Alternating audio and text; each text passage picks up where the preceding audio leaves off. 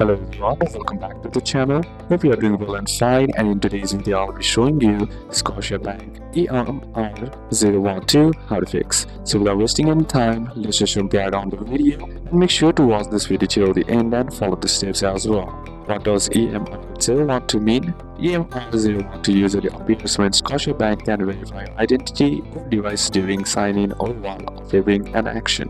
Common causes are app or browser glitch, outdated app, VPN or private network, flash data issue, or security block after multiple attempts. In order to fix it, what you can do is first simply restart and try again. Close the Scotiabank app completely by simply dragging it to the center and then closing the app to wait for 30 seconds and reopen the app and sign in again. And then next is update the Scotiabank app. To do it, simply head over and open up the App Store. Then on the search bar, type in Scotiabank and then tap on the app and check to see if the app needs an update or not. Sometimes the older version also might be causing the issues that you are facing, so just simply updating the app to the latest version will fix your issue. Once updated, simply tap on open and try again. The next is simply switch the network. If you are on your Wi-Fi, if it's not working, simply switch to the mobile data. You can just simply switch to a stronger Wi-Fi connection that is required for the process to happen. So these are a couple of steps that you can apply, and that's it for today's video, guys.